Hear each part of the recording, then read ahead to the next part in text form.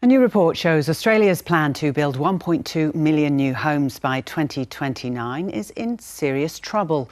The National Housing Supply and Affordability Council says the ambitious target is likely to be missed by a huge margin. Housing policy expert Dr. Ehsan Nuruz-Inajad says innovation in the construction sector is needed to speed up the process. The target is about 1.2 million, as you said, but based on the new forecast, we will be far behind that. So the main reason is that I think we are using some sort of traditional technology in the construction. We also have shortage in the skill force, and also we have some sort of fragmented policy. So all of these things should be changed, and all of these things has been covered in the new report and diagnose the problem. Yeah. OK, so diagnosing the problems, are there suggestions on how it gets fixed? Let's talk about the productivity capacity of the construction sector first. What needs to happen?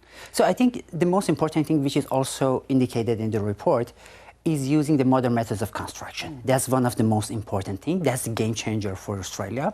So if the government invests in that, and also supporting the infrastructure and the factories who are building modular and prefab housing, and maybe in the near future, 3D printing. So that would be a game changer. I think that's the thing that the report is talking about. Does much of that happen in Australia at the moment? Actually, we have so many industries who are focusing on that, but they do not have the capacity. The problem is about providing a scalable solution, which none of them can provide that. And the reason is that we need a change of mindset within the government, the industry, and also the community. And I guess does the cost factor come in on those things as well? Is it more expensive? No, definitely they are much cheaper, at least 20 to 25% cheaper. But if we can do them at scale, it will be up to 35% cheaper compared to the traditional housing. Will be much faster, at least 50%. And in terms of the sustainability, they are much better. And more importantly is that I think we have the capacity, we have the expertise, and we have the knowledge, but we need some sort of support from the federal government to make the regulation more straightforward for this type of technology. OK. One of the other things the report talks about is social and affordable housing. You say, or the report says that the rates need to go from 4% to 6%. Yeah. Is that achievable?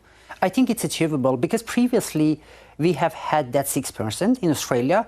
In 2024, it's reduced to 4%, but I think it's achievable in the short term, and also in the long term, as reports suggested, it should be increased to 10% as well. OK, it's actually getting these things into practice, isn't there? Is there a willingness amongst all the groups that you're talking about here to take these steps, or is there just this wild hope that we will meet that 1.2 million houses? I think the problem is that many of the solutions that provided in the new report are very theoretical, to be honest. They are very innovative solutions, but they're very theoretical, they're not practical.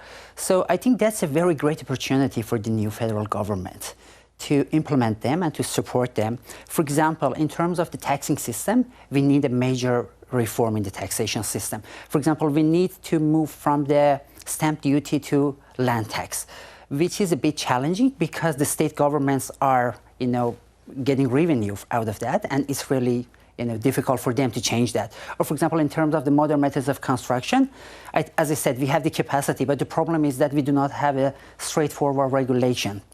So the federal government is pushing the industries, but at state level and at council levels, they do not have a very straightforward regulation to approve it. And when we're talking about those different levels of government, what construction home builders have to deal with, one of the things we constantly hear is about planning approvals for new developments. I mean, there's been talk for such a long time about those rules being changed and updated. Yeah, I think that's another issue, which is also covered in the new report, that we need some sort of reform in the development system and also in our urban planning system.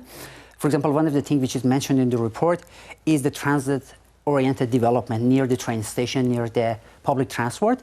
So we need some sort of incentives and support from the government for the community housing developers and also for the councils to, reduce the red tapes and the red flags in the system, to give the approvals more quickly. And so I think it is feasible, but we need some sort of support, especially from the federal government. Very interesting to talk to you this morning. Dr. Nowrouz Zinajad, thank you. Thank you so much.